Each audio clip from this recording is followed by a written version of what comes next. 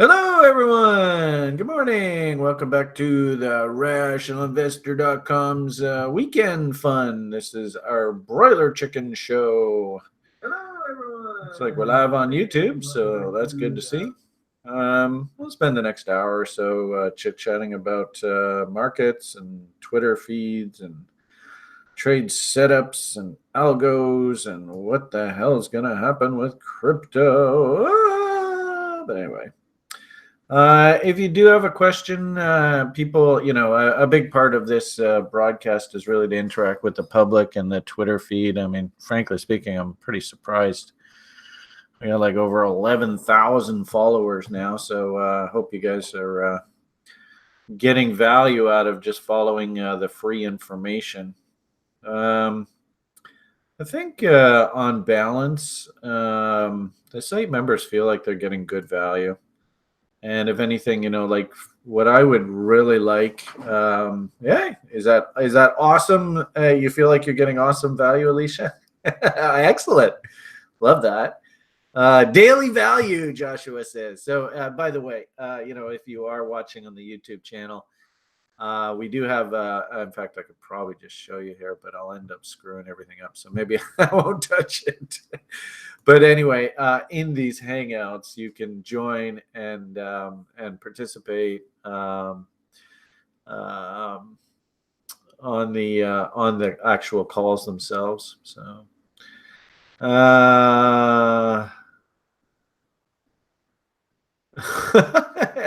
So somebody just wrote in the YouTube page, surprising news, Bart Chilton died suddenly. Brian probably has some good commentary on the former CFTC commissioner.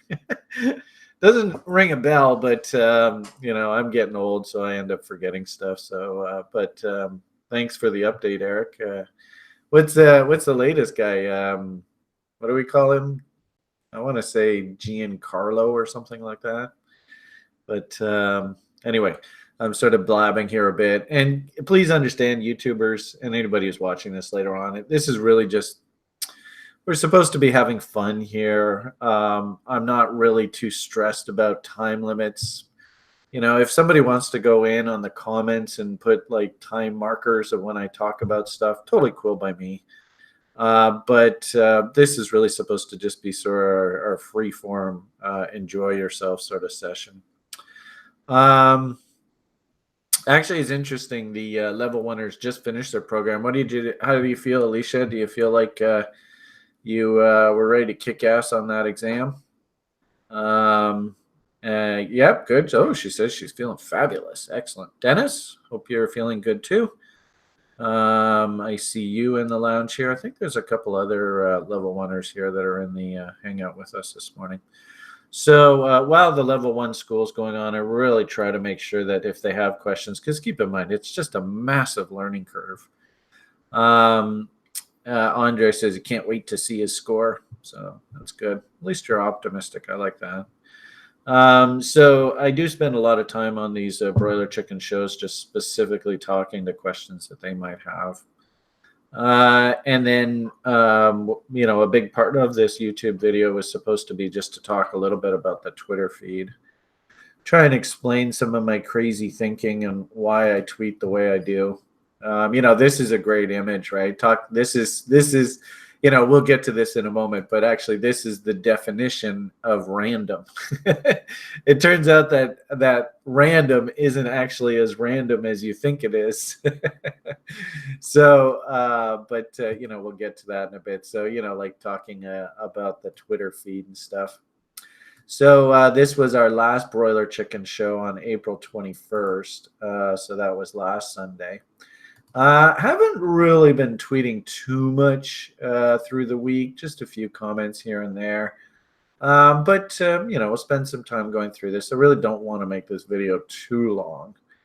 But good old Brian, given the opportunity, he'll be, he loves the sound of his own voice. And I often suggest, especially if you're watching this later on. Oh, we got to say this. Sorry. How does it go? You got to hit the like button, right? Here's the YouTube page here for the video, right? You got to hit the like button. So it looks like 2 people like this so far. So that's encouraging. You gotta smash. What's the other one? Are you supposed to share? I can't remember how it goes. Smash the subscribe button. Yeah, and it looks like quite a few subscribers. And actually, this is kind of cool because we'll talk about it in the Twitter feed, but we have a competition. Yeah, not a competition, a raffle for an upcoming for a seat in our upcoming level 1 program. And the good people at Bitcoinist, they've been really tweeting out hard, and some of their comments are just so beautiful. It's really cool to actually just step back and just listen to what the public is saying. Like this Bitcoinist, man, I'm so proud of this guy. And he's such good PMA. I really like the PMA. But anyway, long and short of it here is the subscriber button is going absolutely crazy. Because like every day I load this up here, there's a whole bunch of new subscribers and stuff, which is great. And if you're getting value out of this, then rock on, man. I mean, that's the whole point of this. And you want to be notified when the next video is coming up. You got to, subscribe and hit the like button. And then there's one other thing that they're supposed to do, right? You're supposed to hit the like button, smash the subscribe button, and one other thing, but I can't remember what it is. Something about notifications or something. Smash that like button. So anyway, yeah, look at that. So 4 or 5 people smashed the like button as I've been talking here. So thank you, everybody. Anyway, so that's my YouTube shill and all that kind of stuff. So I hope you guys enjoy this offering. I'll try my best to give you guys some value. And actually, you know what I really like? Somebody said recently is Brian's not going to blow smoke up your ass. There's no bullshit about this. I'm just here. I'm just another guy in the market trying to make a buck. I've been playing this game for a while. Oh, comment. That's right. Thank you, Murat. The last thing I forgot is you're supposed to comment below if you like it or, if you have a question. And I think I even in the public thing, I put the note here, just talking markets. I have a question, feel free to ask. So, fire away. Anyway, so the point here is that, I'm just another guy in the market. I've been playing this game a hell of a long time. I'm not here to sell subscriptions. I couldn't give a rat's ass if you subscribe to the site or not. I think there's a lot of value, and I constantly ask our members if they feel like they're getting value from their subscriptions, and the resounding feedback I'm getting is yes. So as long as you guys think that I'm giving value and I'm helping and I'm actually enabling you to participate in this capitalist process, which is not easy at all, then I'll just keep doing this because, this is my passion. I've been playing this silly game for 30 years. And if I can help, great. But I'm not going to blow smoke up your ass. I'm not going to say, oh, this is easy peasy. You're guaranteed to make $1 million. I was a little surprised, but we'll talk about it later on with the Twitter feed. I actually see that there's people that say, hey, join our group and, you'll make tons of money. And it's like, okay, sure. We're the pump group, right? All that kind of stuff. And God, if anything, what I really want out of this whole experience is at the end of this, you go, Brian taught me how to manage myself. In fact, I often tell the people that work with my son who is severely disabled, they are behavioral consultants because he does have some pretty extreme behaviors. And I often tell them that, actually that's what I do. I'm a behavioral consultant with the norms because it's remarkable what the norms do when they get flustered and emotions start taking over. It's just as crazy as some of Liam's behavior. But, I'm here to sort of say, look, I've done this for a while. I've seen what works. I've seen clearly what doesn't work. You have to be working with a plan. You cannot not be working with a plan. So if you're not working with a plan, get your fucking ass, in shape and in gear and quit screwing around. You have to define what type of market participant you are. And that there are no two people that are exactly the same. And this is the one thing that I don't like about these pump groups is they say, oh, just come into our group, buy whatever we're shilling and you're going to make money. Well, are you a trader? Are you an investor? Are you a little old lady? Are you a derivatives trader? Are you a leveraged futures trader? Are you just a casual market participant? Are you a Joe six pack? Hey, I've got a full time job. I don't want to be watching a screen 24/7, blah, blah, blah. You got to identify what appeals to you.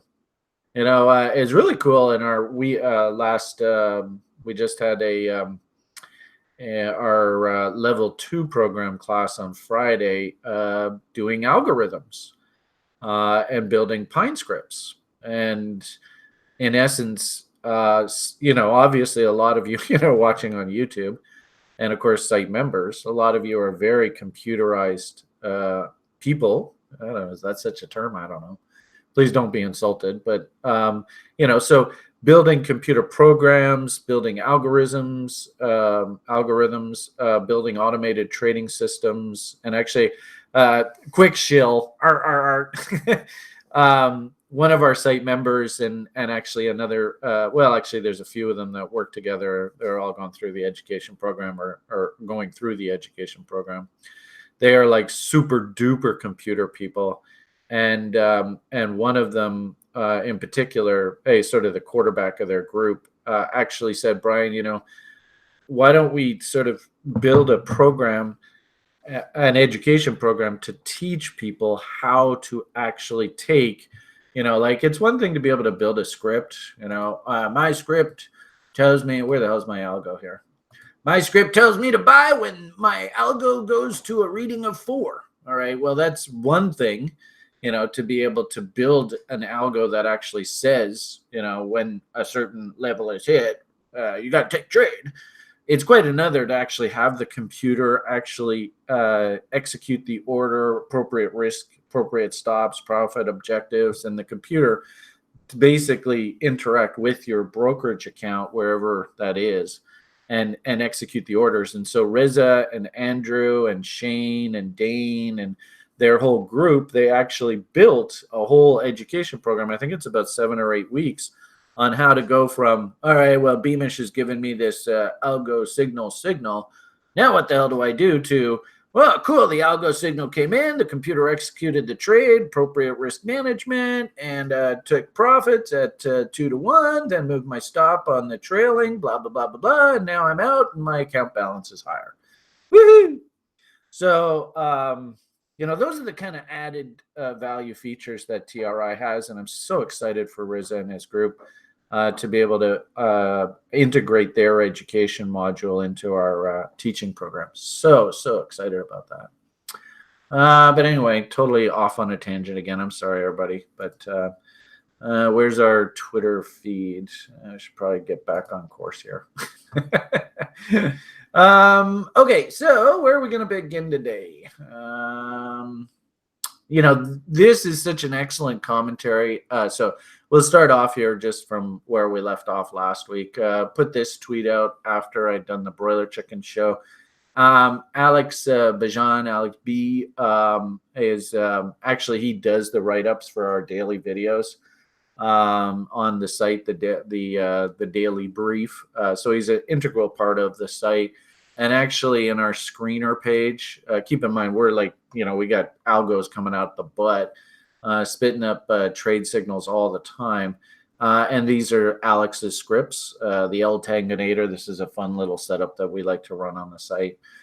So this is Alex. So if you do see him, and I would encourage you to follow him on, if you are, on Twitter, Alex Bajan.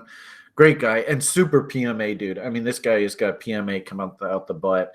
And he actually has his own website where he's starting to work on marketing his specific signals and stuff. So, but the long and short of it here is one of our site members wrote this just absolutely incredible spreadsheet. I mean, this thing, Crypto Roo, I think he's from Australia. I mean, just absolutely incredible. I don't even know how do you call it, like summary, technical, fundamental screen. This is the kind of stuff that we do on TRI, Joey. And this is the end result of the education program. Working with a guy like Brian is to get you to the point where you can build just absolutely the most beautiful trading plans, spreadsheets, all that kind of stuff. Really, take your trading to the next level.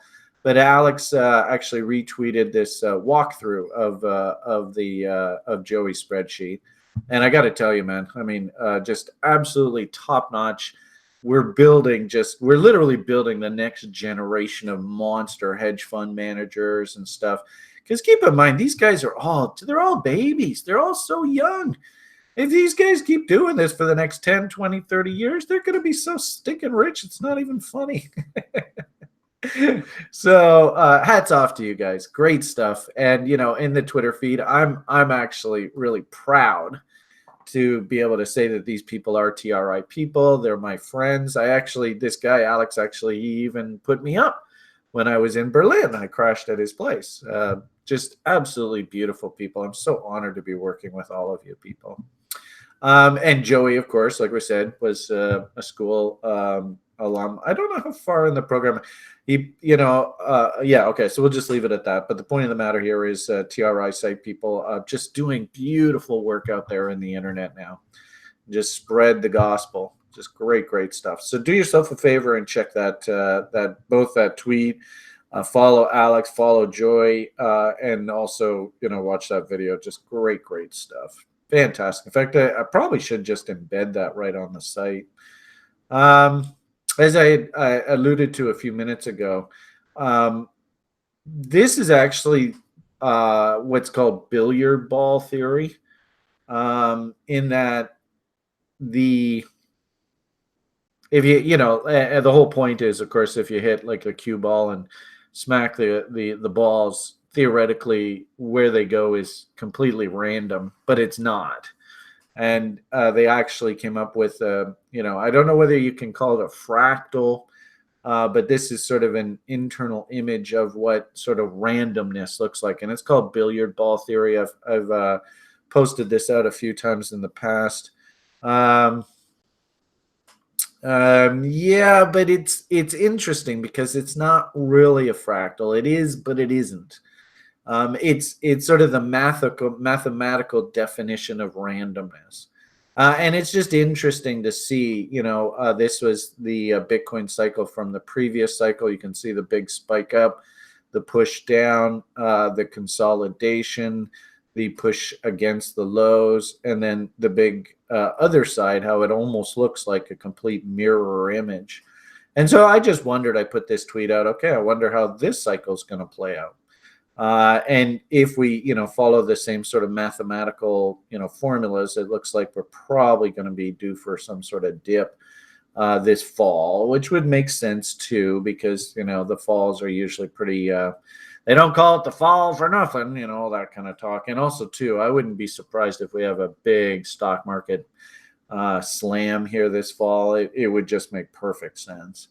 So how that gets into the whole conversation of how correlated is crypto and Bitcoin with the stock market. I do think that to a very high degree, it's not necessarily direct correlation. It's sort of like they're just similar assets, right? When the Fed basically taking the punch bowl away, is raising interest rates, talking about slowing down the economy, that literally pulls money out of the system, and everybody goes and parks their money in U.S. Treasuries and short-term paper and stuff like that, and just sort of rides out the correction. And in essence, those are risk-off scenarios, and I think we just went through that big time through the fall, when the Fed basically was like, yep, we're going to raise interest rates. And they were aggressively raising rates, and the stock market fell on its butt there into the end of the year. And of course, crypto also was on its knees into the end of the year. Market sort of melts down. Everybody starts panicking, freaking out. The Fed comes out and says, okay, no, maybe, no, okay, we're back on the sidelines. No. We've done too much. We'll be on pause. We're not going to do anything more. And the stock market comes roaring back. And of course, crypto comes roaring back. And so I do think that they're like quote unquote risk on assets. And to a certain degree, you could make the argument that gold as a classic, inflation proxy, usually if the market is melting up, risk on, that means economy's hot, things are rocking and rolling. The Fed doesn't want to slow things down. And so gold usually catches a bid, because, oh my goodness, maybe inflation's coming back into the system. So and there is a debate right now as to whether gold is eating, or excuse me, Bitcoin is eating gold's lunch in that regard. But I'll just simply say that I do believe that there's a high correlation between risk on proxies like stock indexes and stocks in general, equity investments, which are classic risk proxies, and something like crypto and Bitcoin as a risk on asset. But, that's always open for debate. But the point of the matter here is I'm going to be watching how this billiard ball theory sort of plays out, and we'll talk about it later on. I posted some more charts here this morning, which are sort of talking about how this pattern actually is relatively consistent. My Easter present to myself that I talked about in that last free video just seems to be, I absolutely love this little algo I built, and it's taken me forever to get this thing working. PineScript into itself is still a maturing product.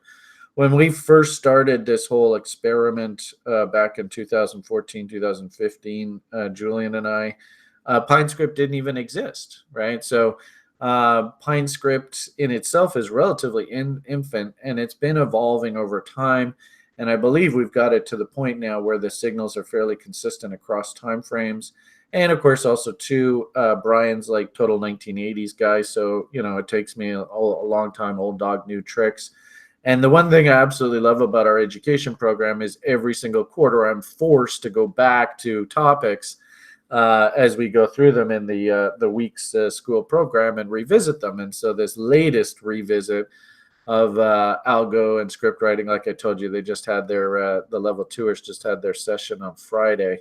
I was able to make some more adjustments, improvements, and stuff, and that was sort of my Easter present, like I said, to myself. And I'm really loving what I'm seeing here. So anytime you see on my little algo it prints a 4, it means that not only are all the time frames pointing in the same direction, but it also means that they've come in sequential order. And ideally, I like to see like the daily, or in this particular case, the algo is a 4-hour, 2-hour, and 1 hour. Might even continue to change. Keep working on it to get better and faster and more accurate signals. But this is the rendition right now.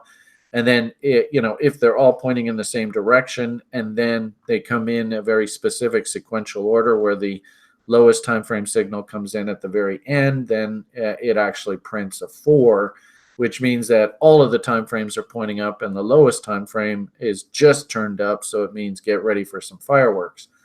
And sure enough, not a bad little signal that it produced. I've often found, and this is just my personal experience, and this is a big part about the whole conversation of why we have to build a trading plan. If you actually get to the point where you're quote unquote trading and you're actually trying to make money from trading, and you're watching your account balance and you'd like to see your balance go up and not down, it's incredibly stressful work. I mean, it just is. 30 bloody years into this business, make no mistake about it. And if you're just trying to do this on the fly, oh my goodness, anxiety central. So I try to build into my plans ways that I can reduce that anxiety as much as possible, as fast as possible. So in my plan, I've just put a simple rule that if we ever get to the point where twice the risk taken, because keep in mind, this is real risk when you put your money on the line here, and you can even see this thing popped up and then came slamming down against these lows, but didn't break them. Whew, dodged a bullet there. But nonetheless, while you're in this position, you're like, oh my God, am I going to lose money? Am I going to lose money, right? So you have to build into your plan ways to try and reduce that anxiety as much as possible. And one way that I found, and it's kind of like the bot rules, when can I move my stop to scratch? And I can go, phew, it's like 66% of the bot. I can start locking in profits. Phew. That's more sort of anxiety removing tools in my plan that help me try and keep as much hair on the top of my head as possible, and also try and prevent myself from going gray as quickly as possible. So in this particular plan, I've just set a simple rule that if we ever get to the point where twice the risk taken level has been hit, then out goes half. And then that way, even if I bat 50% of the time, 50% accuracy, I'm going to be a scratch trader. Now, what we do with the rest of that money, right? Because keep in mind, this is only half the position. That's entirely up to you and the whims of the market. In this particular case, and as I had sort of tweeted out later on, you'll see later on, we had, our daily brief. I think it was on Monday, the 24th, 22nd, 23rd, 24th. Yeah, through here. We had these key lows registered, and I basically had suggested, look, on the remaining of this position, if she craps out, you better just walk away. And I think I even tweeted out, came back with because on the Thursday is Liam's day. Liam gets 2 full days. Well, not 2 full days, because I'll do this video and then afternoon I'll head out for Liam. But my son gets basically undivided attention 2 afternoons, evenings of the week. He owns me. So on Thursdays, I pick him up from school. We go and have fun in the afternoon and do our thing. And I came back to alarms. So you can clearly see this level was tripped up. And basically that just told us walk away from the rest of the position. So, the trade was a winner. Can't complain. Added to the statistics. And one thing that I think is critical when you go through vetting any new trade is to not only back test, but actually do like serious commentary and track the data of how your signaling systems are working, whether it be automated or whether it be manual trading. It's critical that before you actually risk any hard-earned money, that you go through the process of actually vetting out your setups. Do they actually work? Do you actually make money using them? And so that's sort of the process that I'm going through right now. Is this was all back testing, and now this is what's called forward testing or real-time testing to actually see whether this thing actually works. So that's sort of the process that I'm in, working with my little algo. My Easter present to me right now is just vetting this setup out, and this is what we call vetting setups. So for the statistical model, I can chalk up another winner for the record, so that makes me feel pretty good. Just to give you an idea, this happens to be Bitcoin. This happens to be an algo that I'm vetting out, but I mean, I do this in all markets. It doesn't really matter. I'm also, and I think I've told the YouTube audience, and one thing that I'd really like to do is I'd like to take a bunch of our alumni, a bunch of our OGers who really like futures trading. We've sort of made a plan that sometime this fall we're all going to hit Top Step in unison, and we're all going to implement our plans, and we're all going to get funded together. So take the time now over this next 6 months to vet out your setup. And this happens to be the setup that I want to take to Top Step and trade. I used to trade crude for them. And this is what vetting out this setup looks like. You can see, I mean, it's a hell of a lot of work. But basically, I started vetting out this setup back in about a month or so ago. And I'm just going through the process of vetting the setup to see whether it actually produces results. So, this is a really good example of a manual setup that I'm vetting. And, this happens to be off of, daily levels. We're tracking key highs and lows, and then hourly coming into those candle body levels. And then the actual trading is done off of like a very, very low short term time frame. And of course, track all your results, all the trades. It's so funny when I actually like print a chart like this out, and I post in the lounge, it actually comes out looking like this. It's just like a mess. People are like, what the hell am I supposed to be seeing here, Brian? But this is how you go about vetting setups and to actually see whether they actually work and whether you can actually make money at this. So, really good sort of side commentary, not really crypto. But, it doesn't matter whether it's something like an algorithm that you're running, whether it's a bot trading system that that's manual that gives you levels, or whether it's something like a day trading plan, trading things like crude oil. You have to go through this process. That's sort of, half of what I do at TRI is sort of teach people how the heck do you go through this process. It's not easy, I'll tell you. I mean, it's a lot of work. So anyway, little algo, was pleased to see. And, again, I think what I've told you guys before is I love this Twitter feed because it's sort of a very real look at what the hell I'm doing. There's no bullshit about any of this. So, as this setup was going along, I think the comment that I put here was like, the setup's looking good. There's nothing really to be done here. You can see where the 2-to-1 level is. So yeah, the market's rocking up, but there's nothing really to be done. Then the next tweet is, all right, woohoo!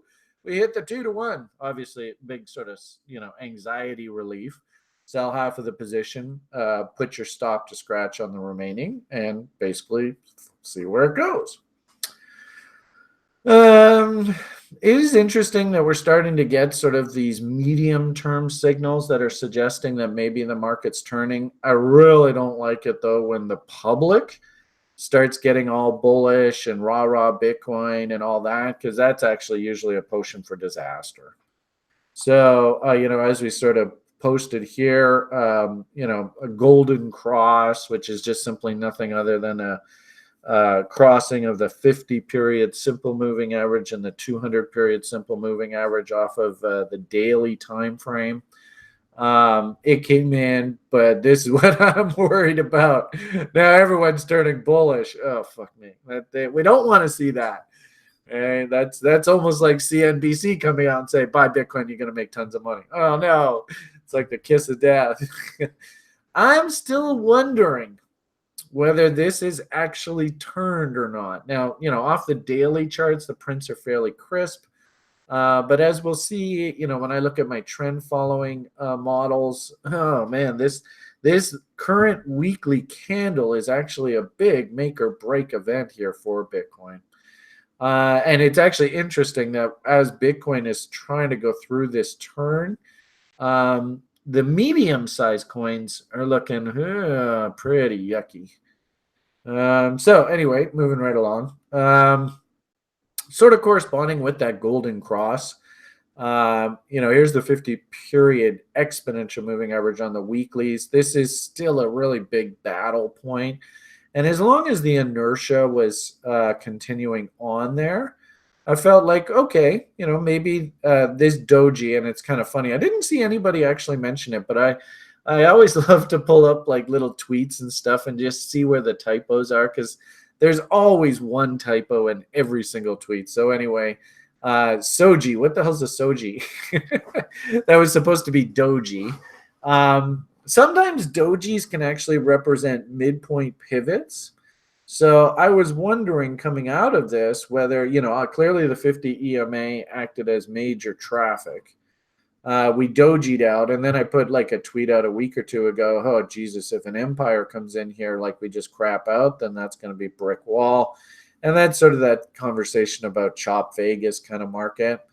It felt like, and unfortunately, I think I put this tweet out like on a Monday or a Tuesday, but it felt like, we were doing pretty good things here. We were rocking and rolling. And then something came along by the name of Phoenix, and all hell broke loose. But nonetheless, we were pointing higher here, and I was feeling like we had a pretty good shot of taking a shot up against here. Now, we haven't completely failed here yet, which we'll get to in a bit. But this is, man, this 50 EMA just will not go out without a real fight here. And it's interesting to see. We'll see in a bit. Bitcoin hasn't technically broken down yet. Some of the other coins sure have broken down hard, and they're actually working bearish patterns, but Bitcoin itself hasn't actually broken yet. So, with this sort of, public euphoria, you can sort of see that on the price chart. We were pushing higher. Things were feeling pretty good. Algos, of course, were basically sitting in, technically, you can't really call it risk-free. There's always risk if you've got any kind of long position on, especially if it's margin or anything. But basically sitting in what I consider risk-free trades. Your stop on whatever you've got left is at scratch, and you're slowly moving it up. So it's feeling pretty good. Things were looking pretty positive. And this was really interesting because this study basically corresponds with that golden cross and death cross kind of thinking. In essence, I like to personally follow the 13 EMA and the 30 SMA off the weekly charts. And you can see how, this was the last Bitcoin bear, how it played itself out. And then we went through a bit of back and forth, a little bit of head fake bull, then back to bear, then back to bull. And then we started trending again. And that trend lasted a really nice, like good 2.5 years, solid trend. Then we rolled over into bear, right? And that was basically the top. And actually, if I'm not mistaken, I remember there was a gentleman on the internet, and I think we're going to have an interview with him coming up pretty shortly, which I'm pretty excited about. Julian put it together, so I'm very proud of Julian. Good work, Julian. But he had actually got rather upset when Bitcoin started breaking down here. And, understandably so. If you are a bull and you're playing the bull and you're enjoying the rally, as soon as the bull breaks, it's like, shit, party's over. And so you can see that, based on these moving average crosses, we've been in just a brutal bear market. And we're starting to get the smatterings of bull coming back, right? Now, you got to be careful with these simple moving averages, golden cross, death cross. Sometimes you can go through some chop where you get sort of back and forth. And so that's sort of why I like to call this market chop Vegas. I don't think we're in massive face rip down mode anymore.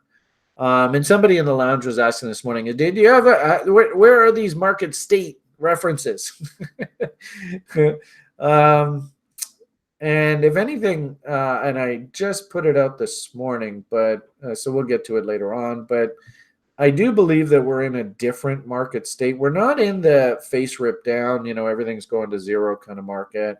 At the same time, too, though, we're not really in a, all right, solid trending market. Everybody's going to get rich owning Bitcoins. I think we're still in this sort of back and forth. You might get some head fake moves here where it's sometimes twilight zone. Yeah, you could call it that. It's not really daytime. It's not really nighttime. It's that in-between time. So that's not a bad reference.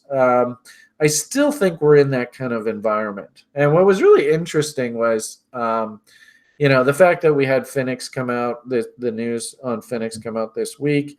It was just about exactly the same time last cycle, if I'm not mistaken, but it might have happened a little bit further along. I can't remember just off the top of my head.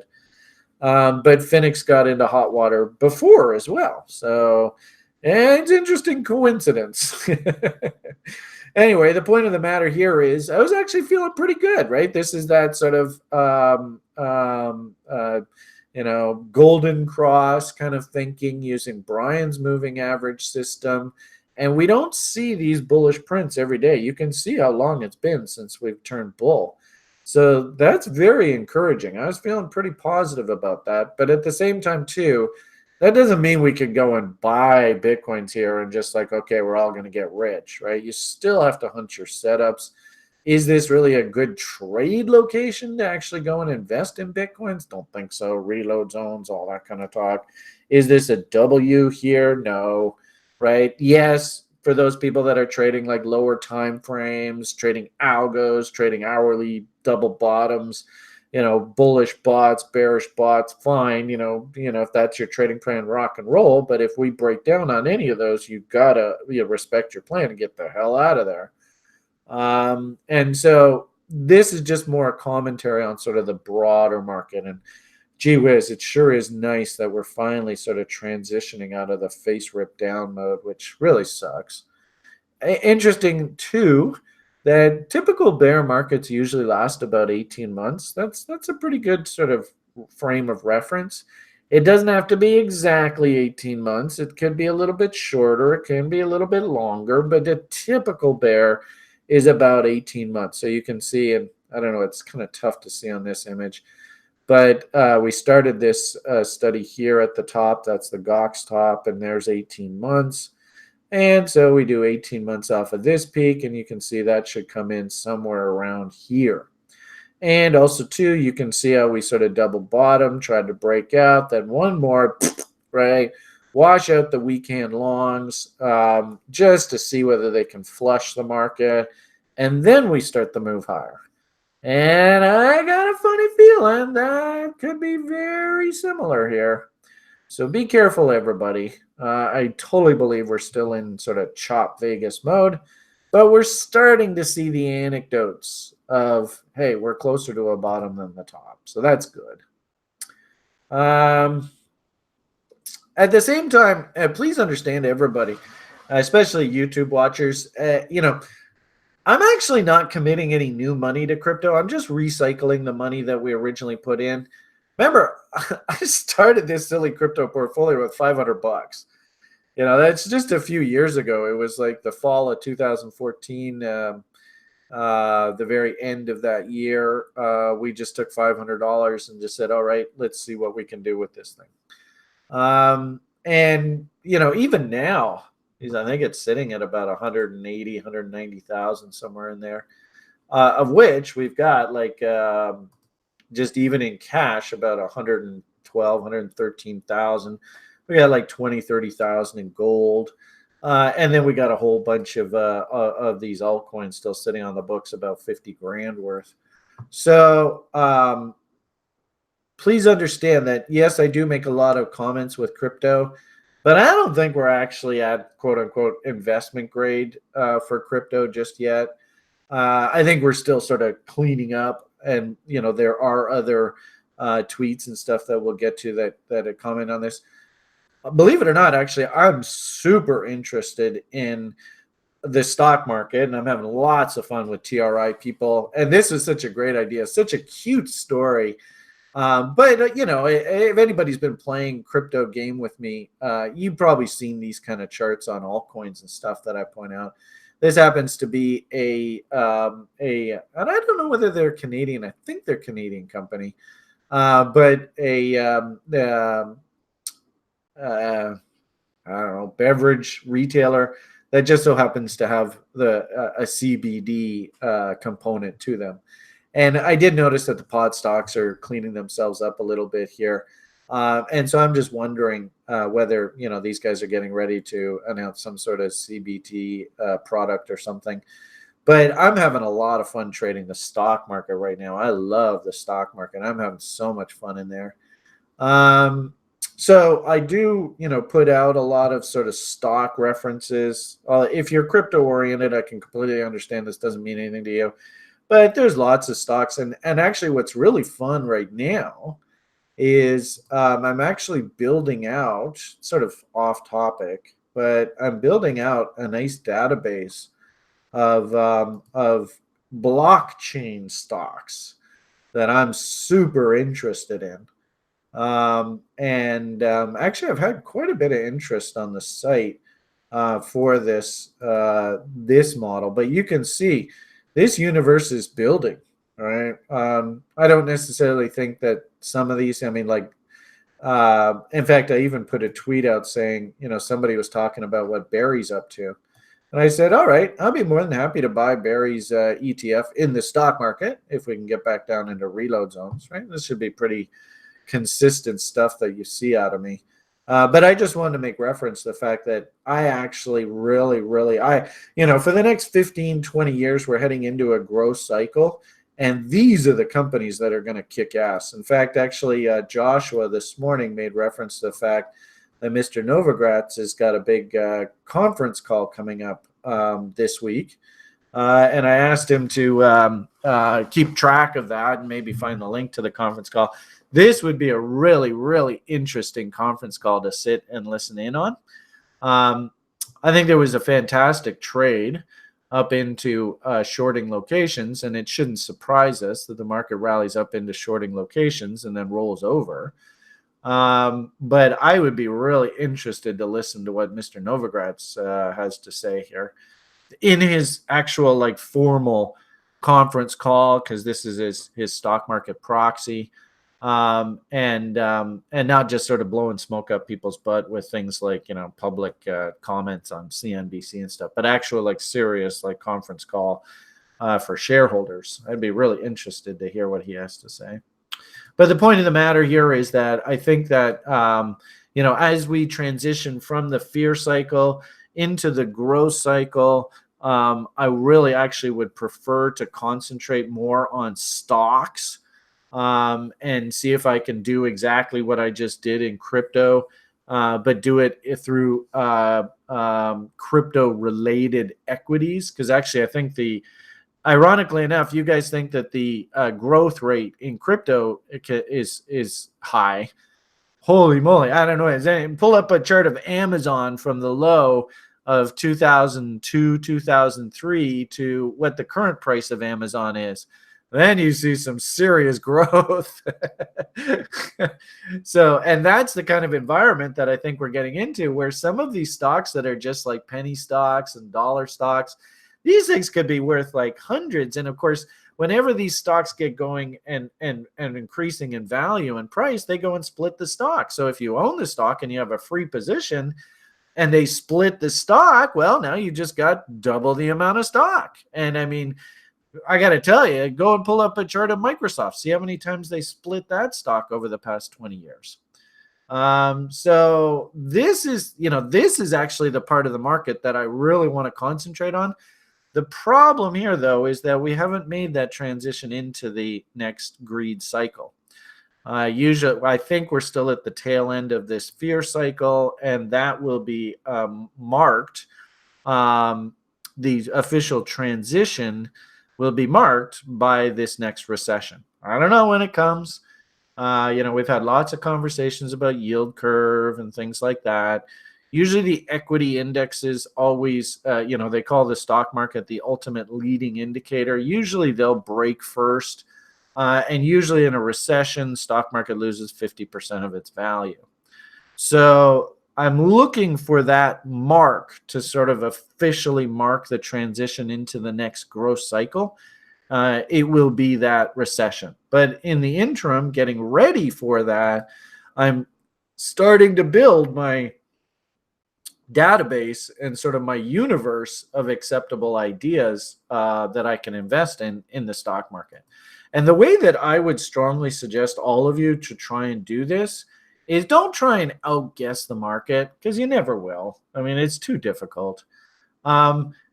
Especially with regard to things like venture capital names, try and use fundamental screens that sort of, they give you hints that, hey, there's actually some real value here. So, one of the models that we teach in our fundamental module on picking stocks is called the venture cap investment model. And it was taught to me by an old VSE floor broker. I mean, it's not like I invented it, and he's a very, very wealthy man. And it works. So, I mean, I'm the type of guy where I'm not here to reinvent the wheel. I'm just here to try and figure out what works, do more of what works and less of what doesn't. So this model just simply says that you're going to look for stocks that have been rolled back. That's sort of the classic sign of capitulation in the stock market. When I think in the States, they call it a reverse split, if I'm not mistaken. In Canada, they call it a rollback or consolidation, but in essence, the old shareholders are screwed. It's like the ultimate death sign for old shareholders. Then we want to see signs where they actually pay off any outstanding old debt with shares of the new company. And those old indebted people figure there's value in the new company's shares that have been restructured. So they'll forgo the debt and they'll just take stock in the new company. And then we want to see signs that directors, the insiders, they always say, you want to make money, just follow the insiders.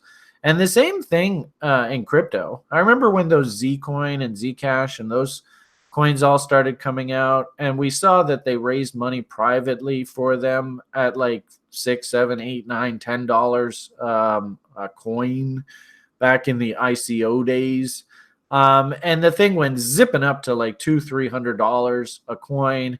And then, of course, the public is like, ooh, should we buy now? Should we buy now? Well, same thing in the stock market. It's the exact same logic. I don't know if this thing's going to work, but the structure works. And you can see where the insiders are long this stock. And they're long a pretty fair portion of the company. I like that. If it's better than 10% of the company, awesome. But in essence, I really like the look of this little stock. And you can see somebody's come in and put some serious money down here. And you can see where the insiders are long, and just the same thing that I did with the little altcoins. If I'm long here from 21, if I can get a rally up to 42 at any point down the road, I'll sell half, get myself a free position, and then I'm in this stock forever. And who knows where the hell this damn thing goes? Keep in mind, Microsoft was a penny stock at one point. So, going to be doing this in the stock market in earnest. Really shouldn't surprise.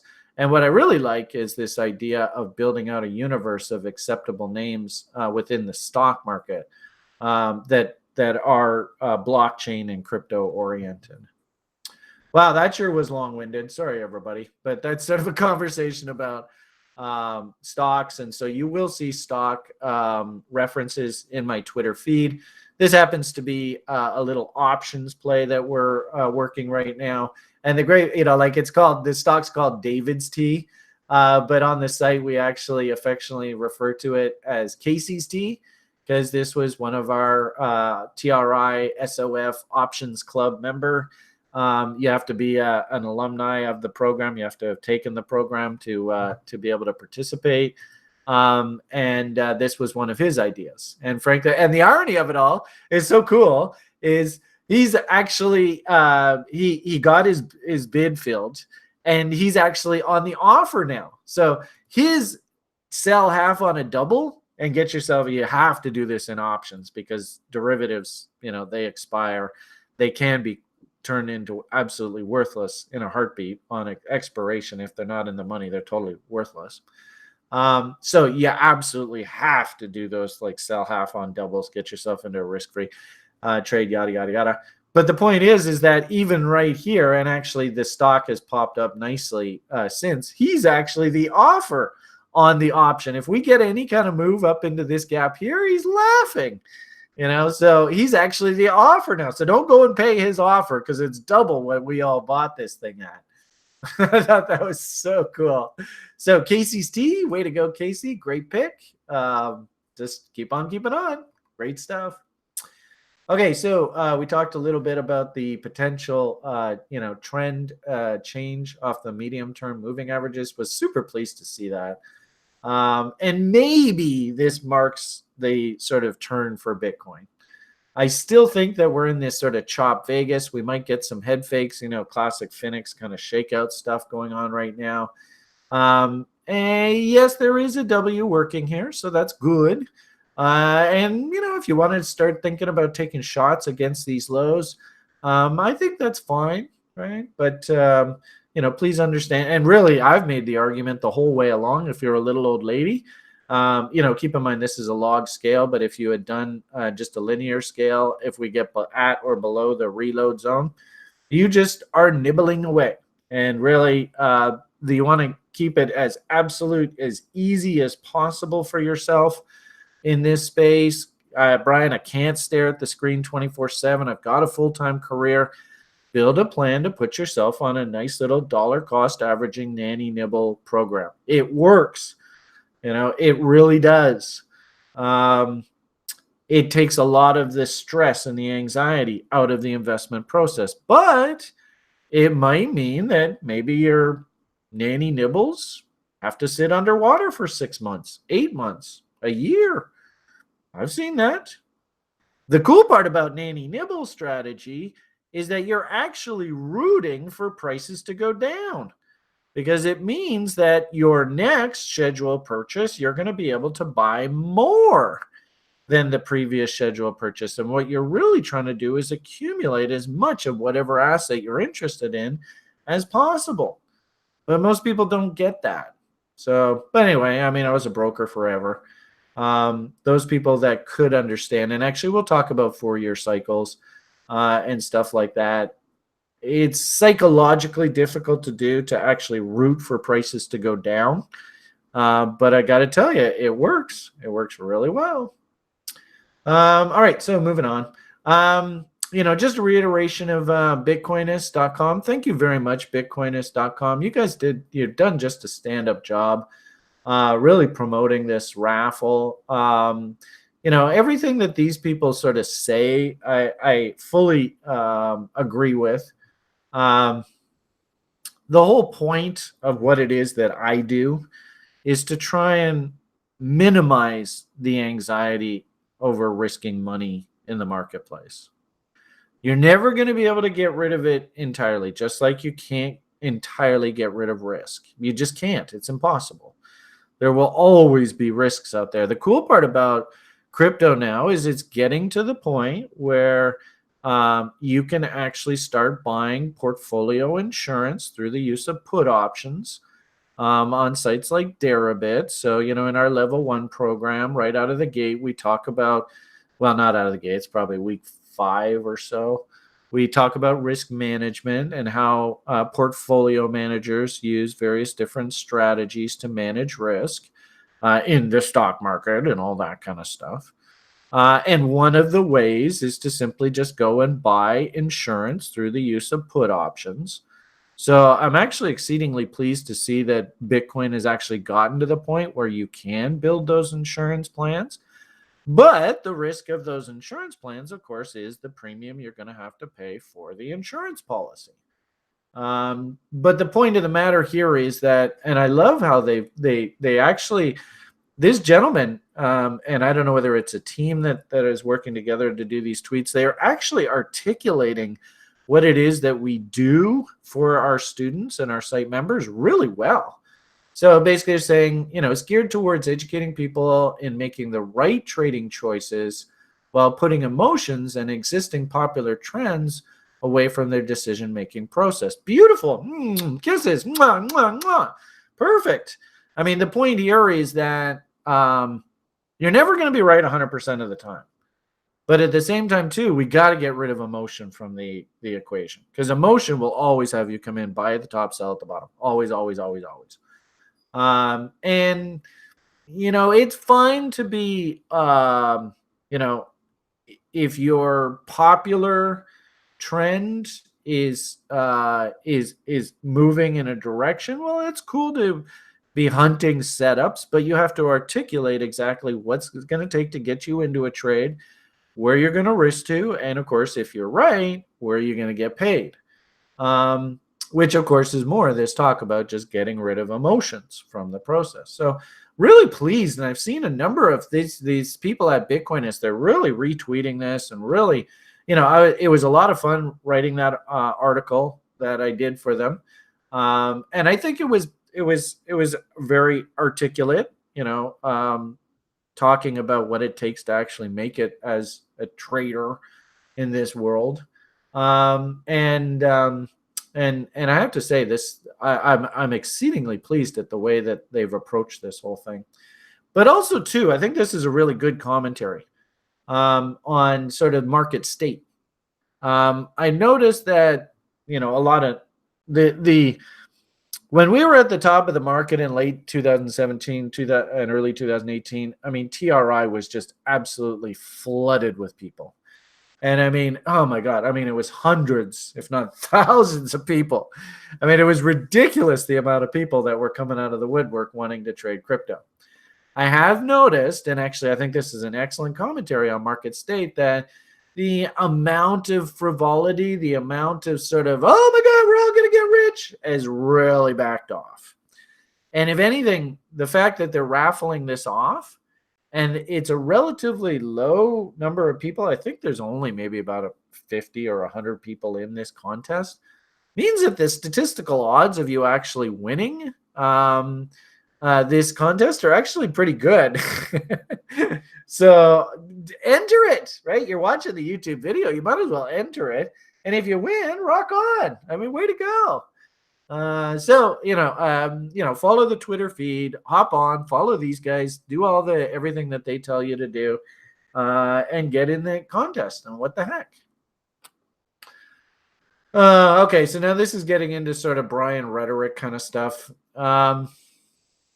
When we saw, now I thought this was really interesting because there was sort of just like out of nowhere, right? This happens to be BitMEX, just trading away. Algo, of course, hits 2-1. So you can take partial profit, stop to scratch on remaining. You can see the market came down, was probing against these lows, and then all of a sudden, out of nowhere, in essence, the poop just hit the fan over here on what's supposed to be a relatively quiet exchange. I don't usually see a lot of monkey business out of Kraken. And we were sitting on the lounge going, what the fuck just happened there? I mean, this was to the tune of something like about 1,500 Bitcoins or something like that.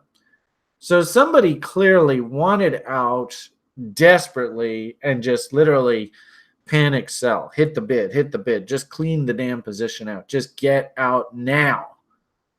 And this is the sad part about crypto. Was there maybe something a little bit suspicious about this? It turns out, and I find this amusing. There were some people on Kraken that actually had stink bids working, and they were just like, oh, this is awesome, right on, woohoo, which I thought was so cool. Congratulations to you all, just quick at windfall. But something looks very suspicious about this, folks. Something doesn't look right. And I even, if this was the stock market, somebody would probably look into this and go, well, maybe somebody have some inside information. There's something going on here. And it turns out shortly thereafter, oh, hello. The New York Attorney General is going to shit the pants on Bitfinex and Tether. And it's interesting, somebody on YouTube just writes here, that was Bitfinex 2016 hacked wallet. So there you go. They finally decided to let those coins go, did they? But here's the key, right? Is that, and this is one of the main sort of gripes that me personally, Brian, I have with crypto. And they often say that a little bit of regulation isn't such a bad idea. Did somebody know ahead of time that this was coming down the pike? There's the only way I can see that this kind of event would happen. Keep in mind, this happened ahead of the news release, right? Do I have a timestamp on here? This is 10/18, April 25th. And then when I saw this later on, does this have a timestamp? No, it doesn't. But anyway, this news came out after that event. And, no offense, but if this was the stock market and they could actually prove that somebody knew that this was coming down the pike and they acted ahead of the event, that's illegal. That's called insider trading. Yeah. And so Cole says, I guess Cole Were you able to grab some of that off of the bottom there, the 4,000 area? So 4,500, way to go, dude. So the bottom line here, and again, this is an unregulated market, isn't it? So nobody's fucking around with anything here, right? But I don't know. This smells awfully fishy. Something just does not smell right about this one bit. And this is the kind of stuff that gives the SEC fodder to say, hey, this is unregulated. There's obviously some serious nefariousness going on here. Maybe we ought to cool our jets before we let sort of mom and pop into this through something like an exchange traded fund. And of course, exchange traded fund means all the pension funds and stuff will start coming in. And do we really want to leave pension funds open to this kind of activity? And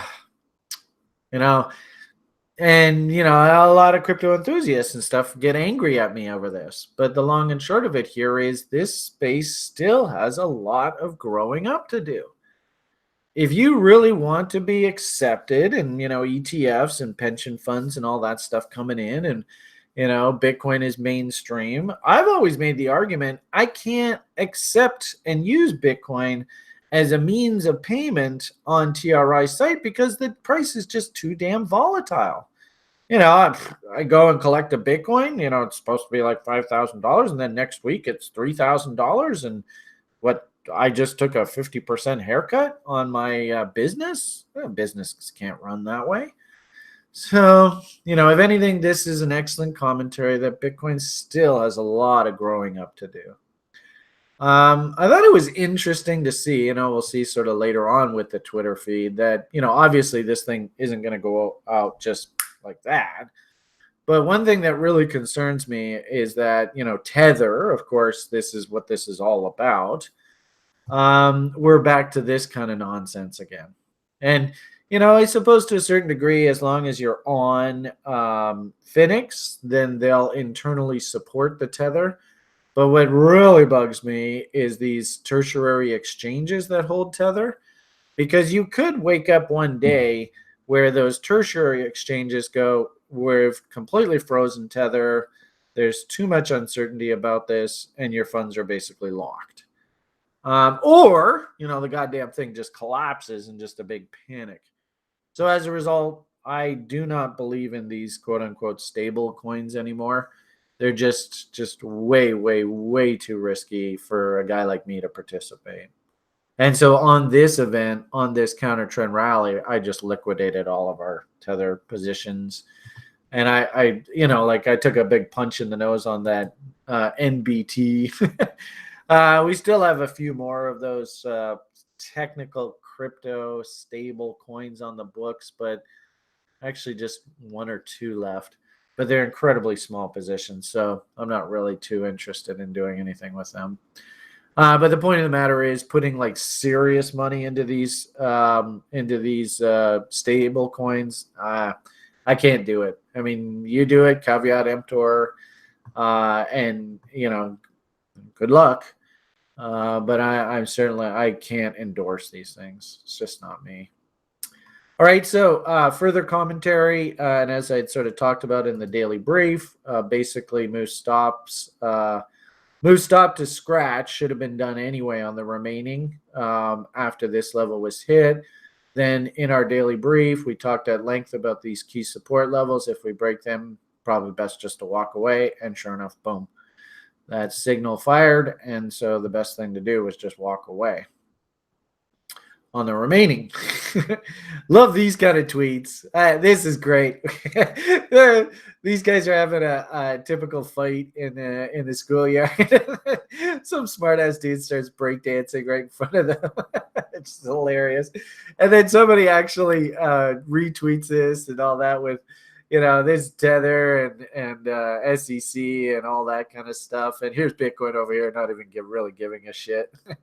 Now, the only thing I would say with this is, and I think my sort of response to this, and I don't think it shows tweets and replies on this, is, the question ultimately here is Bitcoin at or above the cost of production?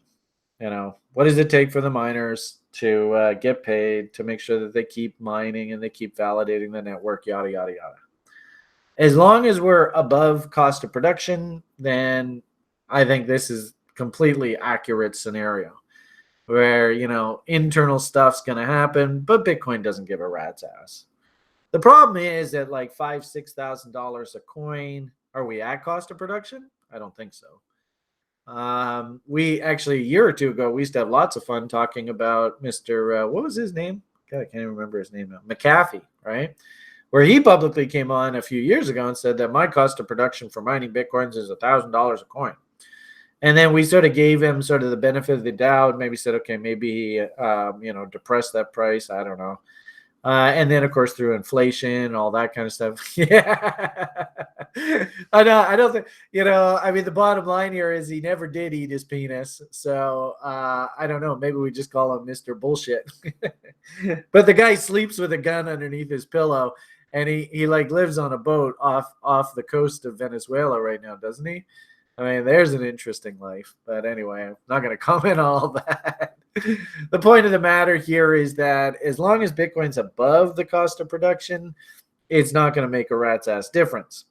But if it's far away from the cost of production, then that means, is there real value there? That's another question altogether. And I think that this kind of stuff hurts the sentiment of the space. And if we are above cost of production and sentiment turns negative, then I could definitely see it affecting Bitcoin price. Actually affecting Bitcoin, the network, and it moving forward in its sort of history doesn't make a rat's ass difference. Affecting Bitcoin price, you're trading it, I definitely think it makes a difference. So interesting tweets. I love to retweet that. Okay, so this guy, he's like total smart dude in crypto. I would highly recommend following him. I don't even think the guy even likes me or not. But long and short of it here is very, very smart gentleman. And he quickly came out and tweeted as soon as Phoenix had a response. Oh, thanks, Eric. Jeez, Eric just goes, I'm not a genius, dude. I'm just a fucking another dude. In fact, I have a very low opinion of myself. And I appreciate Eric Von Velson here says, Brian, you are a genius and you always will be. I love it. Thank you. Hugs and kisses. But no, I'm not a genius. I'm just another dude. And you've helped me tremendously in my life. Now that I love. That is what's going to get me into heaven, right? That's my number one job here. Sjord's on the call here. I don't know whether you see that, but hopefully Sjord is like, yeah, that's basically what I've heard from him from day one. The whole reason why I'm doing this, the whole reason behind this whole thing is I'm trying to help. So I love that comment. But no, I'm not a genius. I'm just another fool, right? Anyway, GU Golden Unicorn is my name. I was on your site for a while. All right, well, that's cool. Okay, so moving on, or else we'll be here all day. And I appreciate the comment, Eric. Totally awesome. Mr.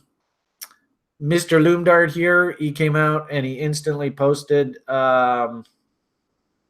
and doodad, don't forget the ladies. He posted Phoenix's response. And the interesting thing about Phoenix is, in a weird sort of way, and this is sort of like, the U.S. hegemony kind of stuff, right? I mean, should Russia really give a rat's ass what U.S. policy is? Should China? Should, Iran? Technically, no. I should tell the U.S. to go fuck themselves if they don't like it. But the problem is that, the U.S., since the end of the Cold War, has literally become like almost like a dictator around the world. Whatever U.S. policy is, that's what's going to be the law. And if you don't like it, we're going to kill you. Look at what happened to Mr. Gaddafi in Libya. Look at what happened to Mr. Hussein in Iraq. this is going to be a really interesting story going forward, right? Because technically Phoenix isn't in the United States. And really, you can make that argument that Phoenix looks at the United States and goes, well, fuck you. If you don't like it, it's fine. We don't care. In fact, actually, a lot of these international crypto exchanges, if you're American, they just tell you to go away. We don't care about you. Go away. So this could be a really interesting sort of development. I mean, in a weird sort of way, Phoenix has already sort of told the Americans, look, we couldn't give a rat's ass about you. Go away. Yeah, well, and somebody in the lounge here just makes a reference to Mr. Assange. Anyway, the point of the matter here is, Phoenix has come basically out and said, we respectfully disagree with you. Frankly speaking, I don't know who's right or wrong here. No idea. But what I do find interesting about this space is that, of course, Tether controls a huge chunk of this quote-unquote stablecoin market. And I believe that there are some extremely powerful capitalists in the United States of America, JP Morgan, Goldman Sachs, Merrill Lynch, that would like to capture that market. And they will, if they have to pressure politicians, keep in mind things like, in a weird sort of way in the United States, a lot of judges and I don't know whether the attorney general is, but I definitely know in the States, and it's a really weird thing, that judges are political. And so as a result, you can buy judges. And that's one thing I don't like about the United States, but I don't know whether that's consistent around the world or not. But you wonder whether the political system has been encouraged, let's put it that way, has been encouraged to drop the hammer on Phoenix. That's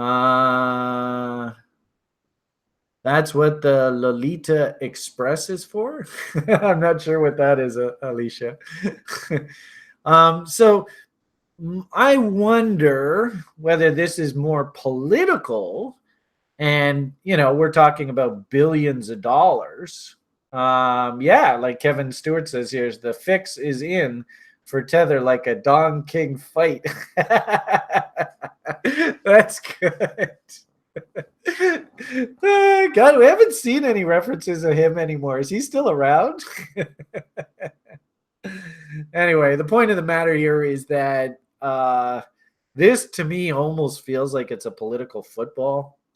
And the problem here is when you start dealing with billions, maybe we might even get up into trillions of dollars. Oh man, it could get evil. Keep in mind that people are murdered over money. I probably should leave it at that because I really don't want to get murdered. But don't put it past these people. It's sad, really, what money does to our society. Who knows how this is going to play out, but if anything, what I think classic sort of chop Vegas kind of market state is you're going to get lots of this sort of FUD, fear, uncertainty, and doubt. And it's, like for the weak hands that don't have a plan, that aren't playing from a position of strength, they're going to get flushed out, right? They're either going to be like, holy crap, I can't stand the stress or the anxiety of this. I got to get out. So don't be surprised to see more of this kind of talk as we carve out this bottom. Because keep in mind, the smart money wants the public to sell down here. How do we get the public to panic and get out and sell into our strong hands? Now, is that at 2,000 Bitcoin? Is it at 3,000 Bitcoin? Is it at 4,000 Bitcoin? I don't know. But the bottom line here is we are definitely closer to the bottom than we are the top. And what do they have to do to get you, the public, to panic and walk away? As I had said earlier, what I think the best thing for you, everybody here to do, if you don't want to get messed up into all that, is just put yourself on a dollar cost averaging, Nanny Nibbles, little old lady type strategy. And if anything, you're rooting for this FUD. Kind of like Mr. 4,500 bids getting filled on Kraken. You want to see this FUD. You want to see them shit on the market. So your bids down below get filled. And you're rooting for lower prices because that means you can buy more Bitcoins on your next regularly scheduled purchase. So anyway, enough of that. Dear Twitter, I absolutely hate when you do this stuff. If anybody from Twitter's watching this, I don't need to be told who to follow on my feed. This is irritating. And no offense, but I really dislike this gentleman. So, I mean, I don't even understand why they even put this stuff on here. Anyway, that's just a comment for Twitter. As we've been sort of moving through all of this stuff, Finex, long setups getting stopped out, I thought it was really interesting. And of course, we've been talking about this on the site at length, is this sort of mid-tier coins have actually been doing kind of poorly. And, like kind of like what I put here. Meanwhile, back at the ranch, that used to be a very popular expression back in the 70s and 80s from TV shows. I think, is that off of Dallas? I think it was from Dallas, but I can't remember. But anyway, like they'd have some sort of subplot and then they go, okay, meanwhile, back at the ranch, blah, blah, blah, blah, blah. I would actually make the argument that, things like Ethereum and Litecoin, which have really been sort of the leaders of this market of late, are actually in full-on correction mode. And this one here, really good example. We have one site member, Thomas the Bear, who absolutely loves trading OKCoin. Keep in mind, you're going to trade on OKCoin. They call it the casino. Understand this is high octane stuff. This is not little old lady kind of territory. But hopefully everybody that's been watching this feed understands the bot setup. You can see the beautiful market structure that developed right off of that bot level. And the market's just been slowly working its way down to this objective about 139 or so.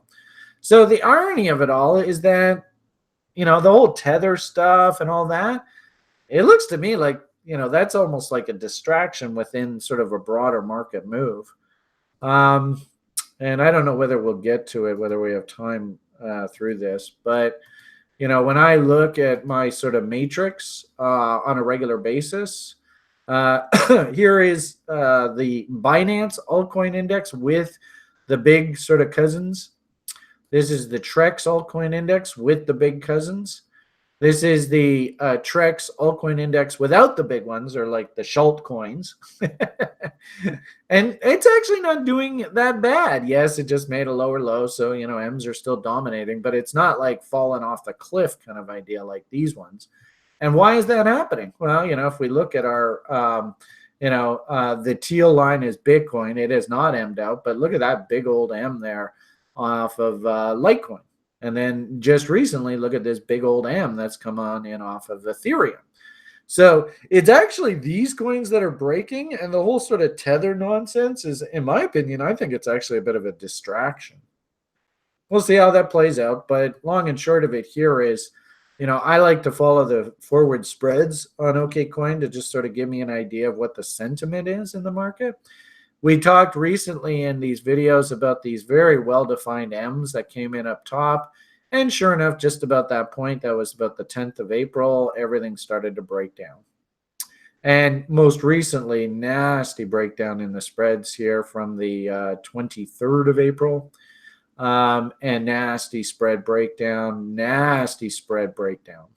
So the market, from a sentiment perspective is still working lower, not higher. We have to start seeing W's come in on these things before we can start actually thinking that, okay, the worst is over. Now we can start thinking constructively again. This is a very short-term view. This is the white line is the cash market. Dark blue line is the 2-week. Purple line here is the 3-month forwards. You can see even on the short term, they're trading at a massive discount. The forwards is what we call backwardization, and it's generally a not happy event. It means that there's something wrong with the market, and clearly, of course, the Finex issue is overhanging the market right now. I think you could make the argument that the New York boys, Chicago boys, whatever the hell you want to call them, I think they actually got a pretty clean sell signal here from a trader's perspective. We could call this railroad tracks. You could call this a tweezer top. You could call this an inside bar reversal. Anyway, you shake it here, the loss of 53.80, big fat round number. That was a pretty powerful signal. And I think it's a good idea to follow Chicago because, clearly this is a lot of big money here. And so, on balance over the short term with that failure, I actually have to think 38.2s. You can see we have a nice low to high trend line pivot there. We also have this low to low market structure trend line. They have a confluence here. So that's what, 4,600 area. So that really should be sort of my short-term objective off of this fractal failure. And to be honest with you, I really wouldn't be surprised if this is sort of a market top, that we actually end up doing some sort of like head and shoulders here, something along these lines. Right. And then if we actually really do fail in earnest, it's going to be a loss of this level. I just completely eyeballed that. I don't know if it's going to look like that or not. So I don't know how this is going to play out. Nobody does. But I definitely think in the short term, you got a juicy little fail signal there. And that's basically what this was. And then also, too, remember, and God, you people on YouTube, and hopefully we get lots of people who actually watch this over the next week or two. But, you look at your price chart and you see it just going straight up here. And then CNBC comes out and says, yep, time to load up on Bitcoin. We're all going to get rich. There's big buy signal here. You should look at this and go, oh, man. I mean, maybe it moves higher, but, oh, geez, holy nosebleed. Right? I mean, this thing has gone an awful long way. Do I really want to come in here and be a buyer up top here? And ironically enough, this one candle here blasted out CNBC's most recent buy recommendation. I think they said they had to stop at like 5,100 or so. So interesting, how polite, eh? They go and blast their stops, clean out their liquidity, and now they've just parked it right above their stop out level. Total classic capitalism, jerks. The irony of it all is actually a real slick trader should be looking at this and saying, all right, and I don't know why CNBC doesn't do this, but they should be saying, okay, well, if you want to buy, coming in, you hear Brian talk about candle body lows, right? So down in here, and I guess even ultimately down in here, is where you actually want to consider taking a shot. Not up here. Why on earth they're telling people to buy up here, I do not understand. So anyway, long and short of it here, just want to comment on that. Chicago boys, they got their fail signal. If they are short, my hunch is they probably took profits into these lows. And of course, what a coincidence. These lows happen to be right at CNBC's posted stop loss order. So there's a whole bunch of liquidity sitting in there for those traders who took that short to buy back into all those stop loss orders. And there's a nice little profit for you. Merry Christmas. Jerks. So typical. And if anything, such a great analogy, guys. Oh my God, such an awesome analogy of the parking garage. I don't know, if you're new to watching this, this is a very simple extension study. We had this bounce, dead cat bounce, or what Mr. Gann would call the vibrational signature of the market. And in essence, this created a trading range. We accept above this vibrational signature event, and literally the market should replicate this range up here. And that's exactly what it just did. And so again, CNBC is telling you to come in and buy here? That's crazy. If anything, what you have to do when we get up into these parking garages is just let the market consolidate. And if this is still a bull, that's cool. But we want to see one low, two lows, three lows. Does anybody know where I'm going with all this? Any kind of setup that might set up if we get those three lows? Thank you, lounge people. I see nobody on YouTube has any idea what I'm talking about. But in essence, this is our bot setup where you want to see some nice serious structure to risk against. Right now, we've got one low. Okay, great. Well, let's let this build out a little bit. You can't go and just buy up here, especially if we're in a parking garage. Come on. Hey, caramba. Anyway. Okay, so enough of that talk. Let's get back to our Twitter feed. I think we're basically up to date. All right, so as I had said, and actually before we move on there, let's go take a quick boo at those guys. That open. Where are we here? I guess over here. All right, so how's our short setups on things like Ethereum and Litecoin? So we were looking at Litecoin earlier. No, we weren't. What was that one that was on? This was Ethereum, wasn't it? Yeah, Ethereum. All right, so let's go look and see how we did. Now, we had a target here, right? 139.34. So let's see how we're doing now. Ethereum, boom. All right, let's go down to 4 hour. Boom. All right, so just working away. Entry, who stopped to scratch, who stopped to trailing. Well, you could start thinking about locking profits in. That high sure looks sexy. So I wouldn't have a problem if you were short this thing, just simply saying, maybe you even hopped out, took profits here. That's fine. I'm kind of liking, especially that real nasty railroad tracks action. Maybe have your stop up there now. And the target, still 139.34. If you were like, well, Brian, I see a W here, I'm just getting out. I wouldn't have a problem with that. It's fine by me. But for time being, right, I think I would, on the site, I would simply say, well, I really like that failure there as sort of my stop level. So if we can get back above, what's that, 159.72 on OKCoin, maybe you can start thinking about hopping off. Don't really have anything solid to think about on the long side here. I do like the fact that we've got divergences starting to build. I do like the fact, I don't think Willie ever went officially stupid here. Nope, didn't go officially stupid. So not quite oversold. And not really seeing the buyer step up here. If anything, the seller stepped up and said, hey, we're in control of this market right there. So, I still think the shorts are working. Nothing really to do there. Let's go take a look at that Litecoin. Oh boy, what a mess. So there's your top. There's a bought short entry. There's that market structure level. Beautiful little M right there to get short off of, front run the bot. I thought this was fascinating. Check this out.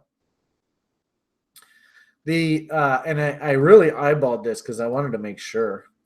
The move stop to scratch level here was, now I don't know, maybe you might have just walked away at scratch. That's up to you. But notice it says 72.81.3. And look at the low on this bar. So remember that number, right? 72.813. And this low, 72.877. So technically the move stop to scratch level was never hit, which I find really amusing. Now, you might have been like, well, Brian, come on. I would have gotten out if that happened. Fine. I'm not going to quibble.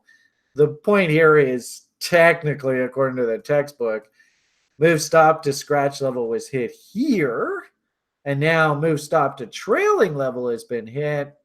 I don't see any reason. And I think I even tweeted like a reply to that tweet. Where the hell is it? Right here, right? So I don't know if you see the whole tweet. I replied to this 13 hours ago, same sort of thing, and this commentary, right? Bearish bots continue to work nicely on mid-tier names. Traders, no choice but to make money on this trade, right? 66% was hit. And then I sort of retweeted, if you will, sort of commented, well, this one continues working away. Now, is this sort of, splitting hairs? I don't know. I suppose you could make an argument both directions. Brian, that was close enough that I just got out at scratch. Okay, fine. Big deal. you actually booked a little bit of a profit, not really much, but since that level wasn't technically hit, I think you can actually still make the justification to work shorts. But anyway, the point of the matter here is that these short ideas are still technically working in my eyes. Another great comment of Bitcoinist, right? I love this. If you want to step up your trading game, you don't really want to miss out on the course by CR Investor. Thank you so much. Love that. Thought it was interesting, this one, though, right? Because somebody had come out and like one of their replies, maybe it wasn't that one. Maybe they even deleted it. All right, well, I seem to remember that they replied to this tweet here, because I actually replied to that, but maybe they deleted the tweet. Let's see what happened there. Yeah, isn't that weird? So we often see this in the space, and I hate this about crypto. Man, this is the one that, Seward, I don't understand why this world works this way. I'm all about this sort of PMA kind of stuff. Somebody had come out on this original tweet. Oh, yeah, here it is. Okay, so they didn't delete it. All right. And I respect the fact that they didn't delete their tweet. But in essence, Bitcoin said he took $500, turned it into 100 grand, whatever. Very basic, low risk concepts. And keep in mind, little old lady still has on a W nano nibbles. I mean, super, super conservative, not high risk, very slow strategy. And he basically says, now you can learn the same concepts, yada, yada, yada. These guys come out, and I often see this in the space. It drives me crazy, but basically they're trying to, I guess, promote their group off of the inertia of these people. Bad karma. Bad karma. But really, I couldn't give a fucking rat's ass about these people. If they're great, awesome. If they're not, fine. But, my reply, and this is, I sat and thought about how I was going to reply to this. If you got a pump group, great, awesome. But just because you're running a pump group, that doesn't mean every single trade idea is going to appeal to your audience. Every single investor is different, whether they're a day trader, whether they're a swing trader, whether they're a position trader, whether they're Joe Sixpack, Nanny Nibbles, right? Leverage trader, options trader, Casey's Tea, options traders.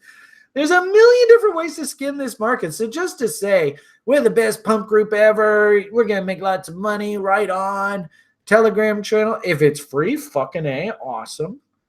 But my advice to everybody is take the time and invest in yourself now. Really get to know who you are. What do you want out of this space? Where do you want to go? Why are you doing this? Articulate this in a plan, right? And then finally, of course, once you sort of figured out who you are, what type of risk taker you are, where do you want to go, what's your ultimate objective, then, we have to define, okay, how the hell are we going to actually get there? This is the value that Brian Beamish gives to this world. Anybody can spit out trade ideas, especially like pump groups. Oh my goodness. And some of these pumps land flat on their faces. I mean, it's remarkable to watch. Way to go, all pump groups. If you guys are coming out with picks, awesome. But just because a site gives you picks, and if it's free, awesome. But remember, nothing in this world is for free. A lot of these groups, they've got a lot of really cheeky characters that sort of linger in the background. And, are you going to get shilled ideas that maybe they have a vested interest in you buying? Maybe. I mean, maybe yes, maybe no. Really, you have no way of knowing until after the fact. But that's not really what TRI is about. TRI is really about enabling you, empowering you, trying to show you how professionals act in the marketplace. And it's a lot of hard work. Is Alicia still here? I see Colleen's here. Hey, Colleen. What do you think, Colleen? Over the past 12 weeks, have I worked you? Alicia, have I worked you? You've learned a lot. Good. Alicia says, indeed. And I'm picking on the girls here. Dennis, I know you're a recent level oneer. Have I worked you? Do you think you've actually had to do a bit of work? You have much more confidence. Excellent, says Dennis, says really hard. The point here is, I mean, this isn't easy. Don't get me wrong. Setting yourself up with a business plan, fire hose. Okay, not quite sure what that means. You talking about my no, better not go there. Anyway, the point of the matter here is what I would suggest you do if you really want to win at this game, right? Oh, like drinking from a fire hose. Okay, that makes sense. Okay, cool. Is, you know, invest in yourself, build that plan, right? Understand strategic vision, understand tactical vision, understand risk management, understanding, really get in touch with who you are, where you're going, what do you want to do, what kind of risk taker are you, blah, blah, blah, blah, blah. And then take that information, once you really understand what's going to motivate you to act and how are you going to act and what kind of risk management, all that, then go and mine these kind of groups for ideas. Now, I've shown you guys already, like TRI, oh my goodness, we've got ideas coming out the bum. And the great part about it is we've got, and I'm just going to show you his face because I love him so much. We've got this guy. He's a rock star algo programmer. If we can ever actually turn him loose and get him to the point where he's actually doing what he originally wanted to do when he came to TRI, we're going to blow all these kind of pump group, algo signal groups out of the water. It's not even going to be funny. But the point of the matter here is, there's always ideas. There's always setups. They're always coming down the pike. I would be a little careful with free groups just because you have to understand, nothing in life is free. So there's some sort of motivation why they would do a free site. So just be careful with that. But my simple recommendation is use TRI to set yourself up with all of the tools, all of the basic market education that you need to set yourself up for success, and then go out into the market and mine people like this for profit. Little cheeky that these people would sort of try and ride the coattails of Bitcoinists, but that happens in life. It's just the way that it is. Interesting comment. Somebody on YouTube just said, if you are not paying for the product, you are the product. Interesting. Okay, let's keep moving. Oh, actually, that's it, right? Okay, so that's the end of the Twitter feed.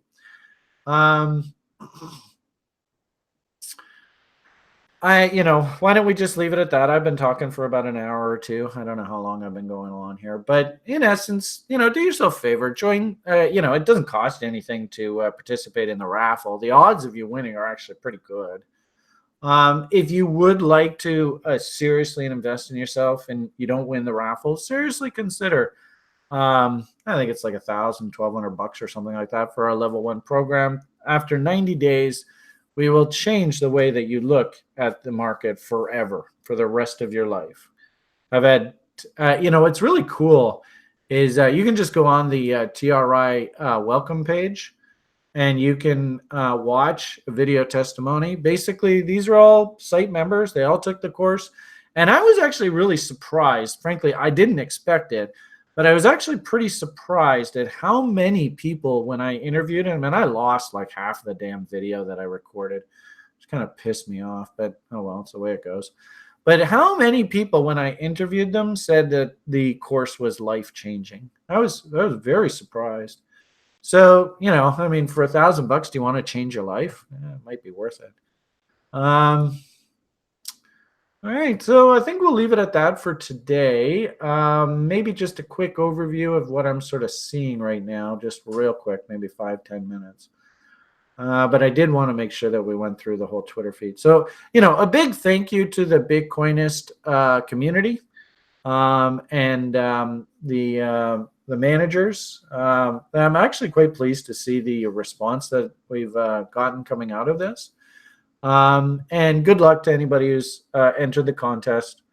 Follow all of their they've got you have to like and subscribe and all that, smash the subscribe button, all that kind of conversation. And good luck. I hope you win. There will be a winner. So why not it be you? All right. So just quick overview. Oh yeah, I wanted to talk about this. And actually, isn't that interesting? I thought I tweeted this out today. Maybe it got lost. How do you do this? I really don't like how Twitter changed everything. It was just all so nice and neat and handy.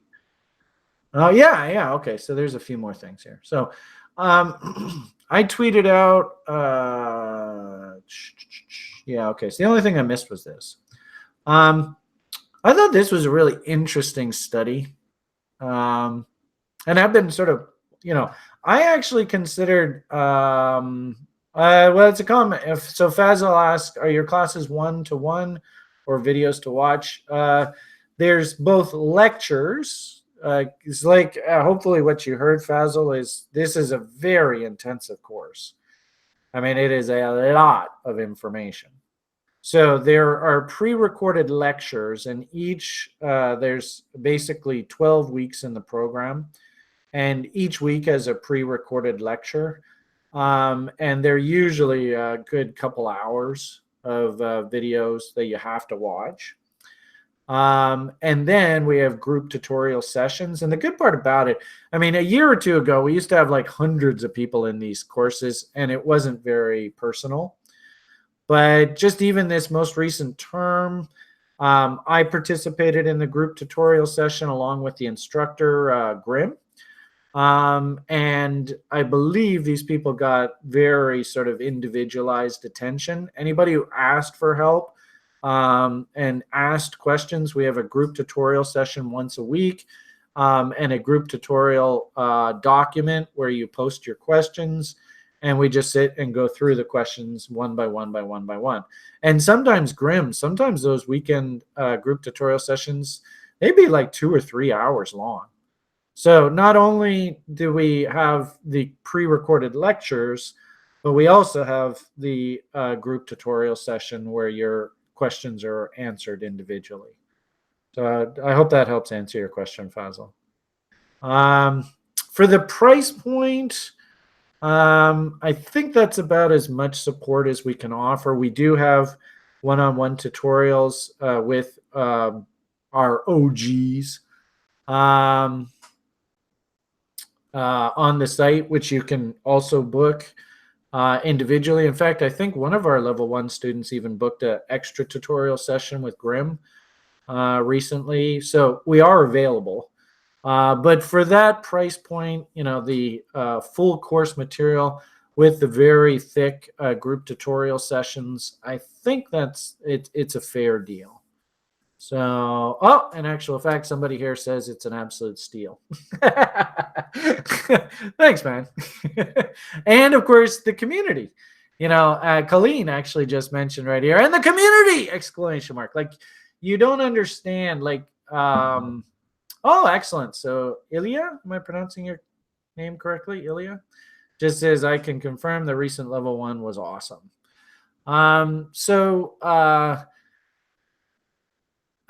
It's very hard to explain, but probably the most important thing about TRI is this whole concept of PMA. That's the most important thing out of this whole experience.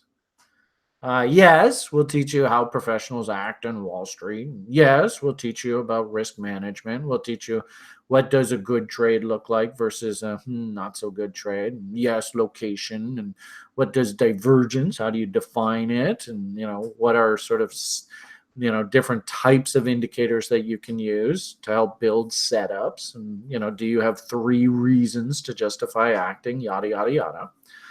But as Colleen says here, and especially in this space, especially with young men who are full of testosterone, and they have to prove to everybody that they have a bigger dick than everybody else in the room. I hate that about this human species. Absolutely hate it. But I do understand too that it is a quintessential part of this human species experience. So I respect it, but I don't like it at all. And after my wife passed, really, I lost all need for ego. Technically speaking, I was just a walking shell of a human. It's interesting. Somebody came on the site recently and was like actually upset at me that I didn't take more profits in crypto through that bull run, but I couldn't convey to them that really all I was doing was just demonstrating a plan. That money itself really wasn't much of a motivator for me. I think that's going back to that sort of my dick is bigger than yours. Look how much money I made. Oh, I'm so cool. But that's not what motivates me, and it's not what motivated me to start this site and continue. What motivated me is this idea that we can create a warm, friendly environment to learn in. And I used to teach sports to like hundreds, if not thousands, of children all across the lower mainland. And one thing that I found consistently was, you can have a dickhead coach. And, you think about sort of like Eastern European gymnastics coaches, they're a bit of a challenge. But I actually found in my coaching and teaching career that people wanting to learn did far better if it was a fun environment, if it was enjoyable, if they didn't feel like they would be beat up on if they said the wrong thing or, made a silly comment or something. That we all sort of were in this together, and we're all trying to work to make the community that we live in a better place to be. And as a result, I actually enjoy waking up and interacting with the community on a daily basis. We have a lot of fun in our sort of daily brief videos. We make up a lot of funny names for the setups and tools that we like using, and stuff like that, because half of this thing is the journey. It's not so much the destination. Oh, I want to make $1 million. It's the journey of getting to that making $1 million, if that happens to be your goal. And I've just found as an educator, it works far, far better if people feel relaxed and welcome, and they don't feel defensive. So that's that PMA for the win. You see that a lot on my tweets. Like at the very end of tweets, I'll often put that in, PMA for the win. That's really all about what I do. And since my wife passed. And the irony of it all is anytime I think sort of self-centered or greedy or anything like that, it always ends badly. So I have to simply put away my ego, and I have to say, look, the other side gave me this wonderful gift. Thank you, Jojo. Thank you, everybody. Joby. Fuck, Joby, I miss you so much. He used to be a site member OG. In fact, we called one of the setups on the site Joby Gap. He passed away. There's been a few site members. John Cole. Oh, bless your heart, John. He passed away through the experience. So all those people, I believe that they're actually helping from the other side. And they like what we're doing here. And as long as I keep doing what they would be proud of, then I will keep doing it. And as I said, a critical part of that is to try and make this whole experience a little more enjoyable and a little bit more friendly, not so defensive, not like you're feeling like you're being shilled and, what's the motivation of what this guy is doing and all that kind of stuff. So, all right, hopefully that speaks to all that. I apologize, went off on a tangent there. Okay, so I put this tweet out this morning. I still really firmly believe that we're in sort of this chop Vegas type market state right now. And like year after year, I'm quite surprised at how consistent Bitcoin really does like to follow this cyclical pattern. I know that there's some people on Twitter, and I don't get it, but they sort of take claim to this concept of bull bear cycles. I don't get it, but I suppose that's that whole karmic kind of thing. I used to post one particular image, but one gentleman in particular kind of crapped his pants anytime I ever posted it. There was another gentleman actually who posted another image that's sort of along these lines, which is this cycle image. But we often see this, and I've actually, I've seen like basically 2 cycles where Bitcoin has gone through this pattern. And so I really do still believe that we're basically following this pattern. But as you can see, this happened to be 2015. I suppose if TradingView lets us do 12 charts on a page, I would start doing this next cycle's charts down below here. But 2019 sure seems to be looking a heck of a lot like 2015. So, I'm a little concerned about people getting too bullish too quickly. I do believe that there still needs to be one more juicy FU against these lows. I don't know whether we can actually make lower lows now. And of course, nobody knows anything for certain in this space. It's interesting that the market made these lower lows here. I think this was on the Phoenix FUD of that last cycle, but I'm not absolutely positive about that. We never did get the Mike Hearn rage quit, and I had kind of thought that maybe the good doctor, doctor of theology, was going to generate some sort of rage event on Bitcoin. That might still be down the road. Who knows? Maybe that's what sort of generates this. But I really do believe that we're on this cycle, which means that we probably still have another good 6-8 months of chop. That's why I like to call this, and you see on my tweets, Chop Vegas. We'll know that the bottom is in when we blast off through these W's, and then we come back down and test the top of the W's, and it's accepted. We put in structure, and we start moving our way back up. I don't think we're there yet, though. So, do see that there are a few people that seem to like this thinking. And my hunch is we're probably going to be continuing along this path for the next little while, which means that I won't, answer those just yet. Which means that, as I said, I still think we're in Chop Vegas. And then, we look at Chop Vegas. What does Chop Vegas look like? There's Chop Vegas. That's that last 50 EMA test and failure. We're still fighting at this 50 EMA. You remember that earlier tweet that I put out? It looked like we had cleared through the top. And, of course, algo signals, trade setups, they all fired along.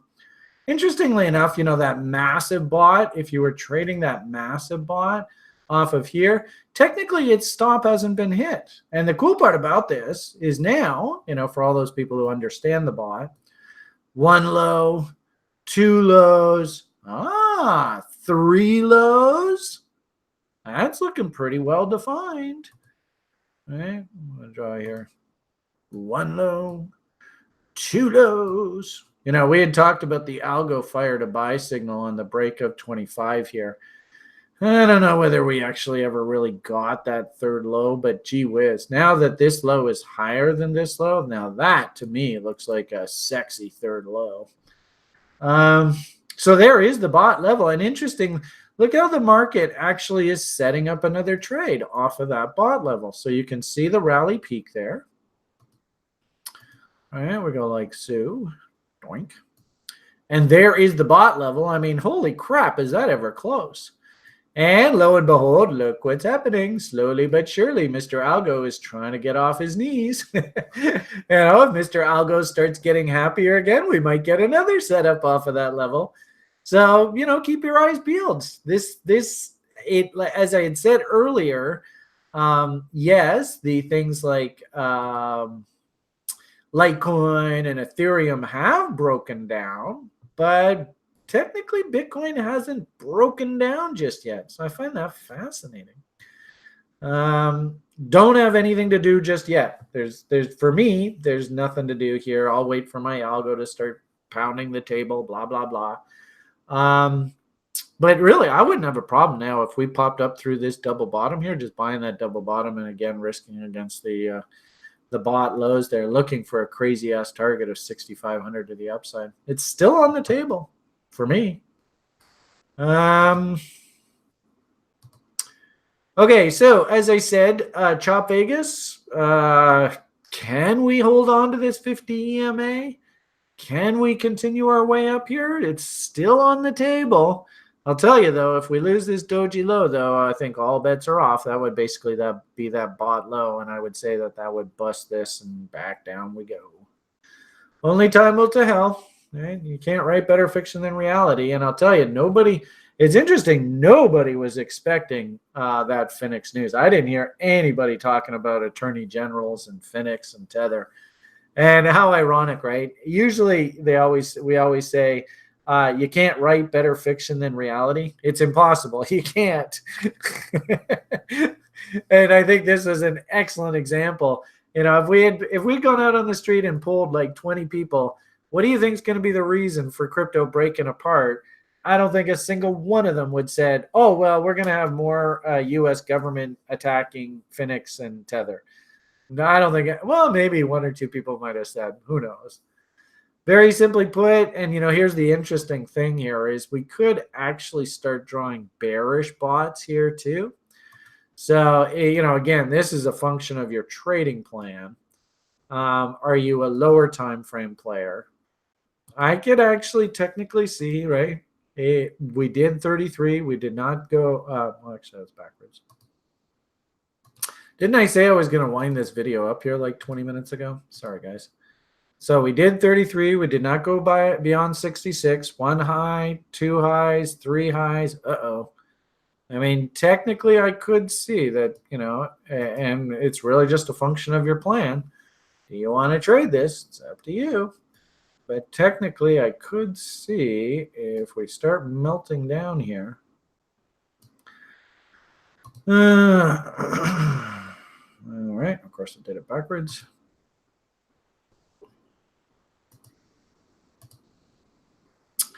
All right, so there is the 25 level. Yeah, what a coincidence. You can see how 25 is setting up off of this double top here. So, those that short and have shorts in their trading plan, and if you're thinking, well, the rest of the mid-tier coins is crapping out, I kind of like the idea of hunting shorts. In essence, you could actually have a short working here, and your stop out on the short would actually be that higher time frame buy signal. So, and actually that doesn't surprise me as well either. So, build your plan, define your setups. What is it that's going to get you to act? And then get in there and get trading. All right. So hopefully that gives you an idea of what it is I'm looking at here over the short term. As I had said, me personally, I'm on the sidelines. Nothing to do here. Waiting for more development. And of course, if the algo fires a signal, alerts will go off. You can see I have the alert set here.